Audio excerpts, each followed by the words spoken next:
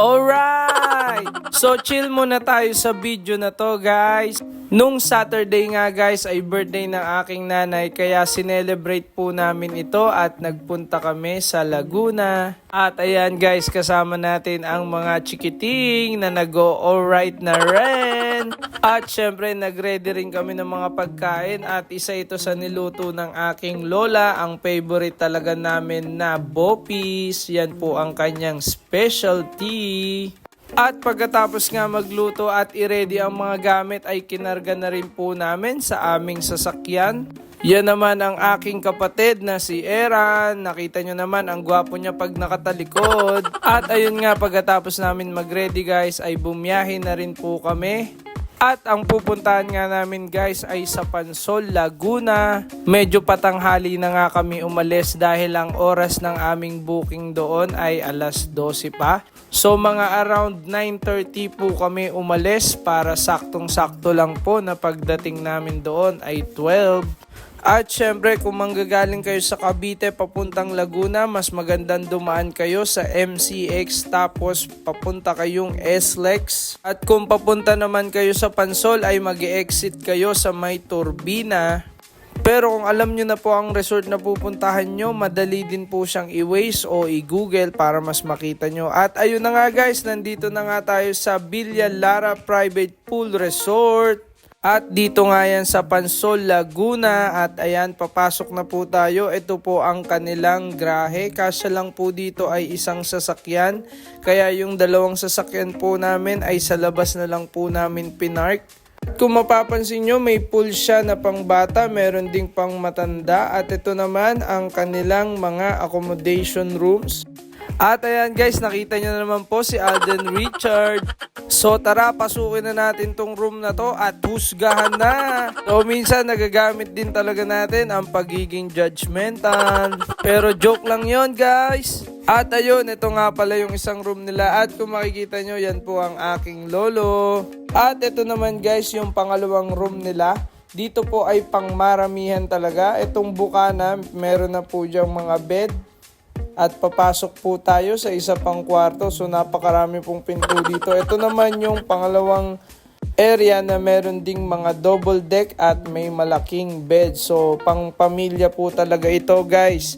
So marami na pong pwede magstay. Nung pumunta nga kami guys ay nasa 30 katao po kami at nagkasya naman po kami dyan. At ito guys yung kanilang area, kung mapapansin nyo napakaganda rin naman at napakalinis po.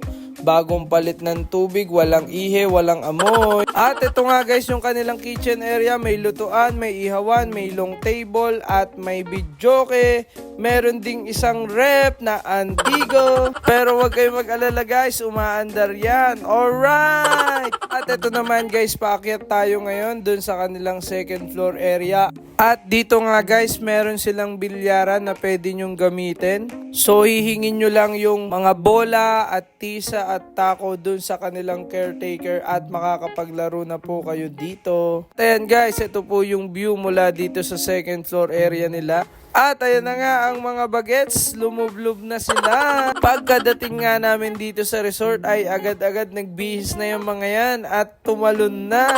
At talaga naman kapag mga bata ay tuwan-tuwa sa ganitong mga swimming. Kaya naman talagang pinili namin itong lugar na to para mas mag-enjoy ang mga bagets. At ayun na nga, pagdating nga namin dito ay nagtanghalian na rin kami dahil gutom na.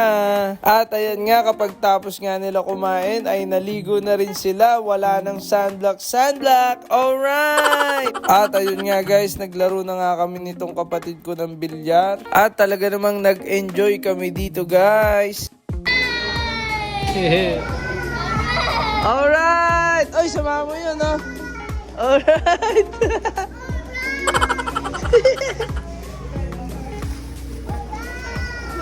Oy, ano yan? Mataas yan. Kapit.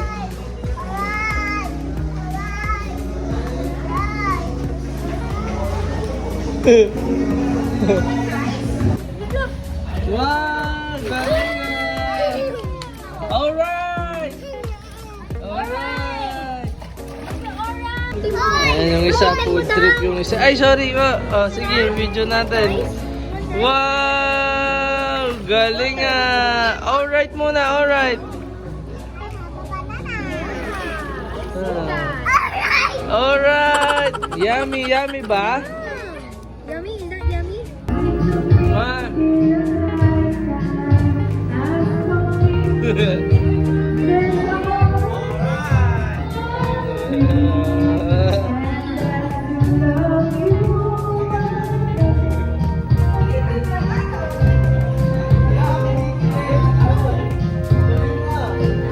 At ayun nga, pagtapos namin magkantahan, magkasayahan, ay tamang swimming naman kami dito. At guys, kung matatanong nyo pala, ang presyo nga pala ng private resort na ito ay 9,000. So far sa lahat ng mga resort dito, isa na po ito sa mga pinakamura at maayos ang pool area at accommodation. At dahil medyo na late na nga rin kami makapagpabook, ay dito na lang ang isa sa inabutan namin. Pero sa amin ay okay na ito.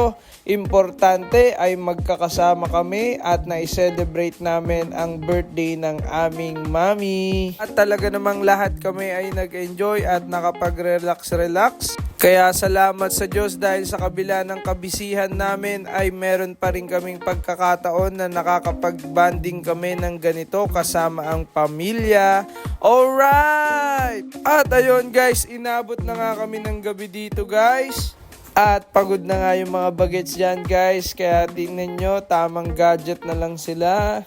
At ito nga ang pinsan ko ay napakalupit. Binubuo yung Rubik's Cube ng 25 seconds lang. Kaya talagang binidyoan ko siya para maisama dito sa vlog ko. Ganyan din pala ako dati guys. Kaso nabagok lang ang ulo ko. Kaya ngayon tamang alright na lang. At syempre, hapunan na nga at iniready na namin ang aming cake para sa aming mami.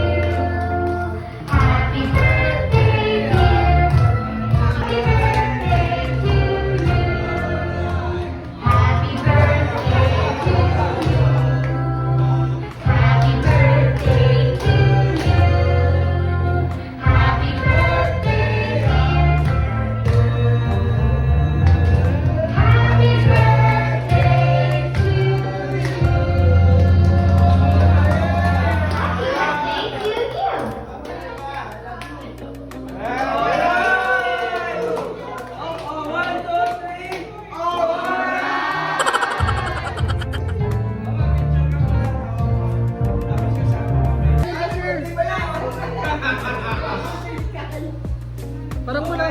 Si Sky, ay natulog si Sky. 1, 2, 3. Isa pa. 1, 2, 3. So guys, salamat po sa inyong panonood. Sa uulitin uli, laging umite para lagi tayong alright!